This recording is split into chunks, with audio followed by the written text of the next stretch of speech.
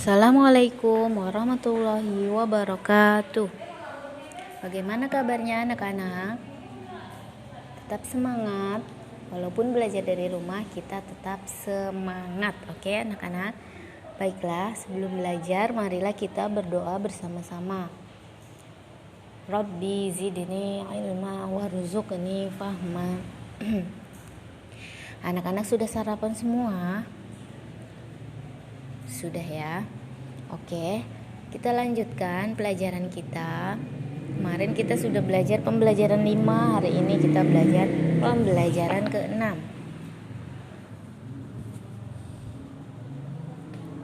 Kita lihat di sini di halaman 157. Masih ingatkah kamu dengan kebiasaan Benny? Nah, Benny, ya. Ia biasa bekerja sama dalam permainan. Jadi ketika Benny melakukan permainan, dia selalu bekerja sama dengan teman-temannya. Apa saja yang dilakukan Benny bersama teman-temannya? Pernahkah kamu melakukan permainan seperti yang dilakukan Benny di sekolahmu? Jadi mereka melakukan pertandingan atau olahraga dengan bekerja sama dan kompak. Supaya apa? Supaya pertandingan berjalan dengan lancar dan mereka bisa mencapai kemenangan. Bacalah teks percakapan berikut ini. Apa saja tata tertib dalam bermain sepak bola? Setiap anggota harus mematuhi aturan dalam permainan. Nah, ketika kita bermain sepak bola, maka setiap anggota harus mematuhi aturan yang ada dalam permainan tersebut. Untuk apa? Supaya apa? Agar permainan berjalan dengan tertib. Penonton juga harus tertib. Penonton tidak boleh melempar benda-benda ke tengah lapangan. Kalau tidak tertib, maka akan mengganggu proses permainan atau pertandingan. Sama juga seperti tata tertib yang ada di sekolah. Jika tata tertib tidak dipatuhi, pasti akan timbul akibat yang kurang baik. Nah, jadi ketika kita menonton atau menyaksikan pertandingan sepak bola, maka penonton pun harus tertib. Tidak boleh melemparkan benda apapun ke tengah lapangan, karena akan mengganggu berjalannya pertandingan. Seperti juga tata tertib yang ada di sekolah, kita harus mematuhi dan menjalankannya dengan sebaik-baiknya. Benar, kalau tata tertib di sekolah dijalankan akan bermanfaat dalam kehidupan kita. Kita akan terlatih untuk lebih disiplin. Jadi, tata tertib yang ada di sekolah atau di kelas akan membuat kita menjadi anak yang disiplin karena kita sudah terbiasa dengan aturan-aturan yang ada di sekolah.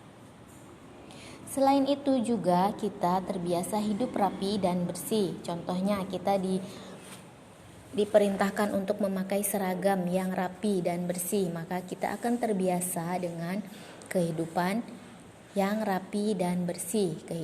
Hidup kita akan terbiasa dengan kerapian dan juga kebersihan.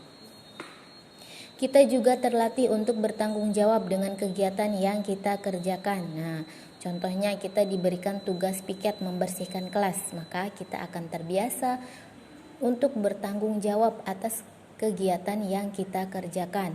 Kalau kelas kita masih kotor, berarti tugas yang piket hari itu harus bertanggung jawab membersihkan kembali kelasnya.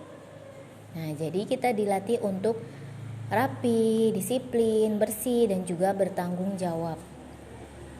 Serta membiasakan diri kita untuk ramah kepada orang lain. Nah, ada peraturan untuk melaksanakan 5S kan kemarin, senyum, salam, sapa, sopan, dan santun. Nah, itu akan melatih kita untuk terbiasa bersikap ramah kepada orang lain.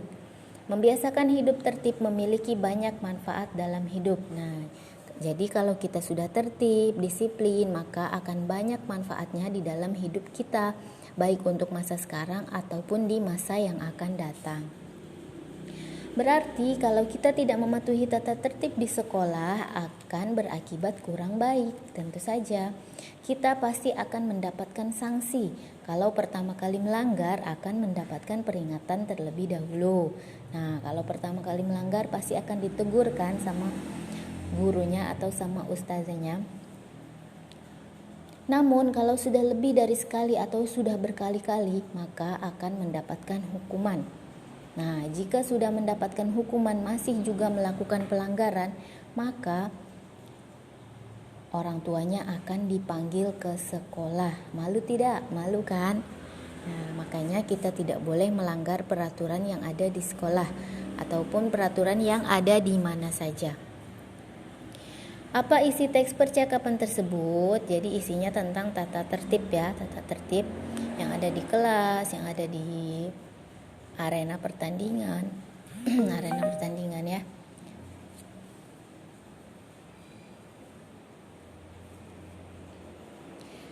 Coba kamu perankan di depan kelas, temanmu akan menanggapi penampilanmu secara sederhana. Kita lanjut saja ya, karena kita tidak masuk ke kelas, tidak berjumpa dengan teman-teman. Benny gemar bermain sepak bola. Satu tim sepak bola terdiri atas 11 orang, pemain inti dan beberapa pemain cadangan.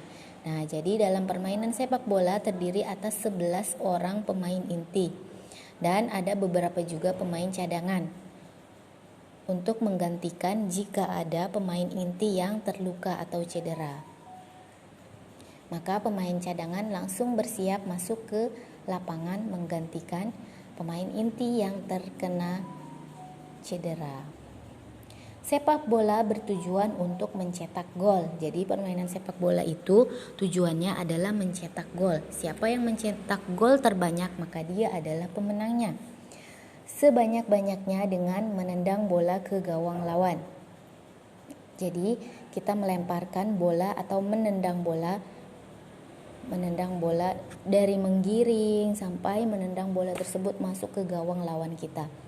Sepak bola dimainkan di lapangan rumput yang berbentuk persegi panjang. Nah, ingat ya, sepak bola dimainkan di lapangan berumput yang bentuknya persegi panjang. Persegi panjang ya. Hanya penjaga gawang saja yang berhak menyentuh bola dengan tangan di dalam daerah gawangnya. Jadi yang boleh memegang bola atau menyentuh dengan tangannya hanya seorang kiper atau penjaga gawang. Pemain yang lain tidak boleh memegang dengan tangan. Mereka harus menyentuhnya dengan anggota badan yang lain seperti kaki, kepala, bahu, lutut, dan yang lainnya. 10 pemain lainnya diizinkan menggunakan seluruh tubuhnya selain tangan. Tim yang mencetak gol paling banyak pada akhir pertandingan adalah pemenangnya. Jika hingga waktu berakhir skornya masih imbang, maka dapat dilakukan undian atau perpanjangan waktu atau juga adu penalti. Jadi ketika waktu bermainnya sudah habis tetapi skornya masih imbang, masih sama 10-10 misalkan, maka akan diberikan waktu ya, diberikan tambahan waktu atau juga dilakukan adu penalti. Wasit menggunakan peluit untuk memulai permainan, pelanggaran dan akhir permainan. Jadi wasit akan meniup peluit ketika akan dimulai pertandingan atau ketika ada pelanggaran atau juga ketika permainan sudah berakhir. Nah, jadi diingat ya anak-anak, permainan sepak bola terdiri atas 11 orang. 1 orang penjaga gawang dan 10 orang pemain inti dan beberapa orang cadangan ya. Pemain cadangan. Nah, di sini ada kata-kata yang belum diberi arti. Tim artinya apa? Inti apa? Gol apa? Gawang apa? Penalti apa ya? Kira-kira anak-anak tahu tidak? Kalau tidak tahu, biar Ustazah yang menjelaskan. Tim itu apa sih? Pasti anak-anak baru dengar mungkin ya, atau ada yang sudah pernah mendengar. Jadi tim itu regu atau kelompok ya, nama lainnya adalah tim. Kalau intinya adalah pusatnya atau yang paling utamanya, intinya. Gol, masuknya bola ke dalam gawang. Jadi gol itu kita memasukkan bola ke gawang lawan, menyentuh tanah ya, sampai menyentuh ke tanah. Kalau gawang adalah sebuah rintangan yang dibuat oleh manusia maupun alamiah. Dalam dunia olahraga dan atletik atau pertandingan berkuda, biasanya rintangan ini harus dilalui dengan melompatinya. Jadi gawang itu rintangan yang sengaja dibuat untuk menentukan siapakah pemenangnya atau batasannya. Batasan yang harus dicapai. Penalti. Cara menendang dalam pertandingan sepak bola yang dilakukan dari titik penalti berjarak 11 meter menuju gawang. Penalti itu cara menendang bola dalam pertandingan sepak bola yang dilakukan dari titik penalti berjarak 11 meter. Ya, lanjut saja ya. Nanti Ustazah akan potokan ini penjelasan dari kalimat-kalimat ini ya. Kita lanjutkan saja. Ciri-ciri benda pasti anak-anak sudah tahu ya, semuanya benda padat. Oke, lanjut saja kita ke matematika ya. Dalam perlombaan sepak bola, jumlah pemain inti sebanyak 88 orang. Berapa jumlah tim yang mengikuti perlombaan? Jawab. Jadi 88 kita akan bagikan ke 11 orang. 88 kita bagi 11. Caranya sama seperti kemarin kalau ingin mudah. Jadi kita buat dulu, kita lihat angkanya di sini yang di tengah, angka di tengah ya, atau angka yang terakhir. 11. Berarti kita buat angka 1 sampai 11 ke bawah, 1 2 3 4 sampai 11 ke bawah. Kemudian kita hitung sampai 88 atau kita bagi angka 88 itu ke 11 angka, satu persatu sampai angka tersebut habis. 1 2 3 4 sampai 88. Nah, terakhir kita hitung setiap angka tersebut mendapatkan berapa angka, mendapatkan berapa garis. Nah, kalau sudah ketemu, dia mendapatkan 8 garis ya. Itu pasti ya, dibaginya harus sama rata, pasti jawabannya tepat. Jadi banyak tim yang mengikuti perlombaan, sebanyak 8 tim. Paman Beni sering terlibat dalam kepanitiaan perlombaan sepak bola. Beliau bertindak sebagai koordinator perlengkapan. Berikut banyak bola yang dibutuhkan untuk dibagikan ke beberapa lokasi. Bantulah Paman Beni untuk menghitungnya. Kemudian ubah ke bentuk perkalian. Gampang ya. 27 diambil berapa ya, dibagi ya.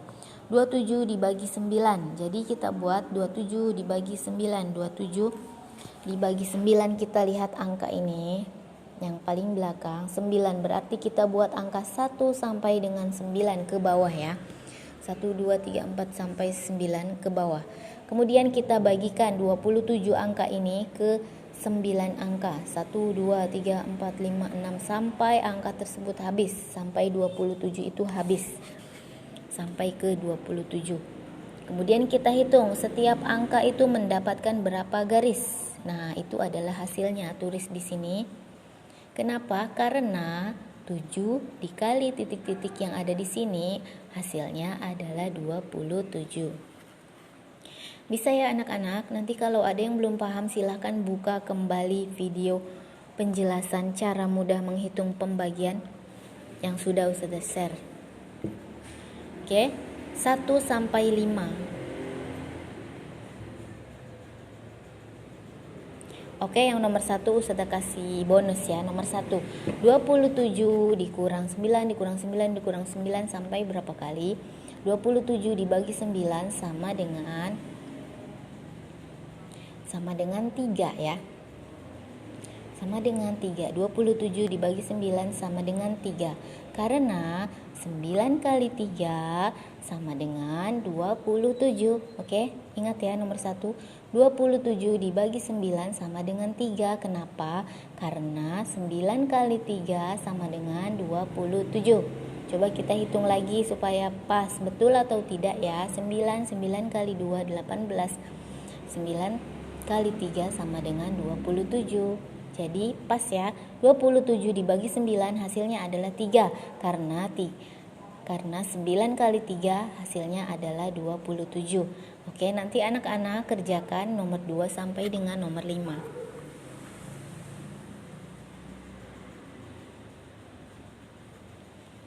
Ayo kita coba bilangan yang lainnya. Berikut data banyak bola dan keranjang yang digunakan. 16 dibagi 2, 8 ya kan? Udah gampang, pasti anak-anak bisa. 21 dibagi 3, 7. 32 dibagi 4, 8 ya. 35 dibagi 5 sama dengan 7. 32 dibagi 4 berapa tadi? Oh 6 ya, 6 salah 6. 35 dibagi 5 sama dengan 7. 48 dibagi 6 sama dengan 8.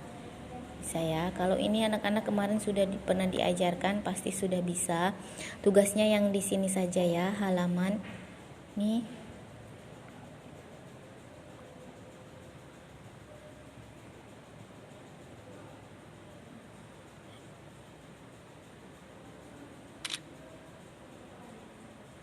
Salah.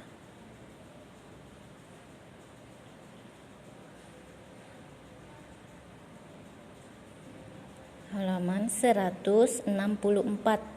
Nomor 2 sampai nomor 5. Oke. Cukup sampai di situ dulu.